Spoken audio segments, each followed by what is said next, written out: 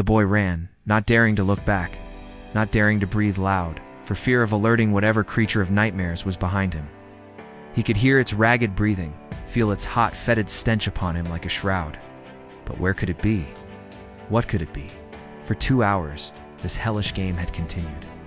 2 hours of terror. Suddenly, a clearing opened before him. He risked a glance over his shoulder.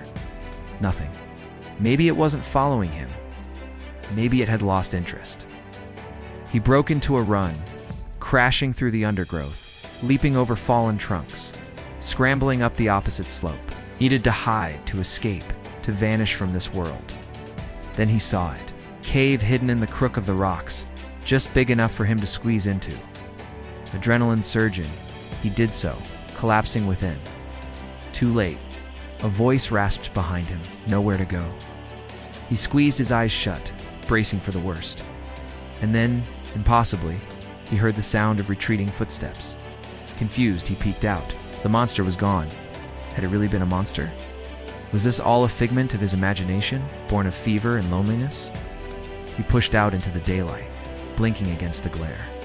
Around him, the forest was silent, still, beautiful, inviting. The horror of the chase seemed like a bad dream. He wandered aimlessly for a while, feeling empty, feeling hollow, knowing instinctively that nothing would ever be the same again. Suddenly, he spotted a figure emerging from the trees.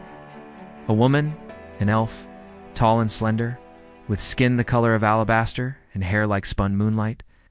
Her eyes were pools of starlight, and her lips curved into a gentle smile. "Are you lost, little one?" she asked, her voice like the chime of silver bells.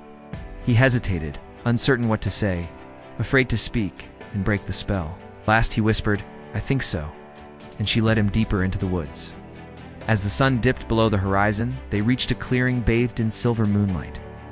In the center stood a ring of ancient trees, their branches intertwined overhead to form a natural canopy. Beneath it lay a crystal-clear pool reflecting the starlight like 1,000 diamonds. "This is Avalon," she said softly, "a place of healing, a sanctuary for lost souls." He stared at the pool, mesmerized by its beauty, by the sense of peace that emanated from it. She continued, "Drink from the pool, little one. It will heal your wounds, both seen and unseen." He did as he was told, lapping up the cool water.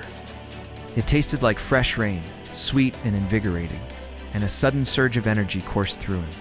She gestured to the trees. "Rest now, little one. Sleep till dawn, and with the rising sun, you will remember who you truly are."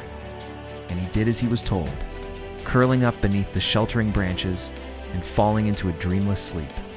When he awoke, the first rays of sunlight were painting the sky in hues of gold and rose. Beside him, the elf was gone, vanished like mist in the morning breeze. He sat up, feeling stronger, lighter, more himself than he had in years.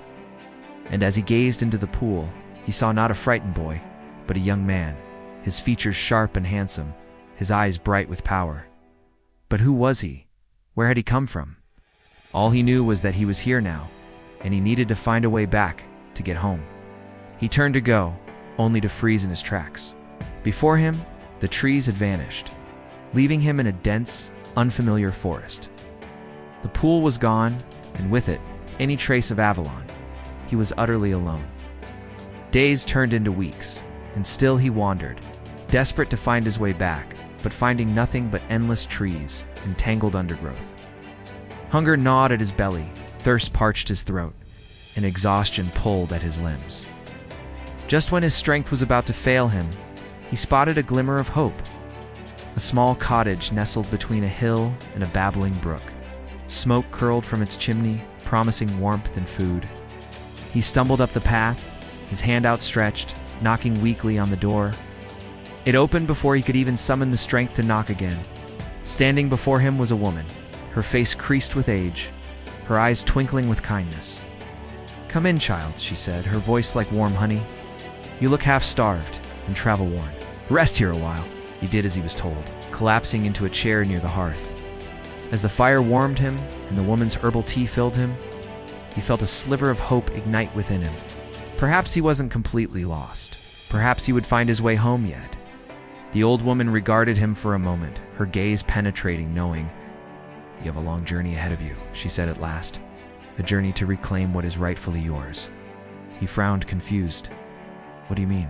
You, my child, are more than you seem. You are the last of the wild hunt, a descendant of the Five Folk.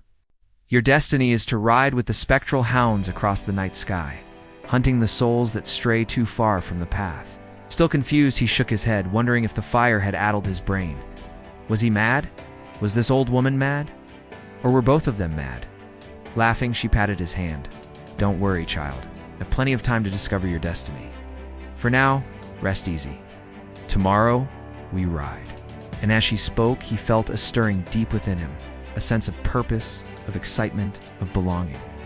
He smiled, realizing that perhaps he wasn't lost after all. Perhaps he had found his way home, even if he didn't know it yet. Now listen closely. Do you hear the whisper of the wind through the trees? Do you feel the shiver of anticipation down your spine?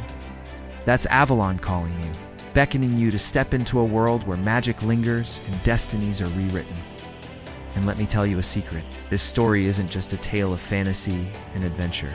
It's a reflection of our own journeys, of the challenges we face, and the strength we find within ourselves. Don't forget that. If you've enjoyed this enchanting tale, don't miss out on more captivating stories from us. Subscribe and join our community of adventurers, dreamers, and believers in the magic of storytelling. Together, we'll explore uncharted territories, uncover hidden treasures, and discover the extraordinary within the ordinary. So hold on tight, dear listener, because the adventure is just beginning.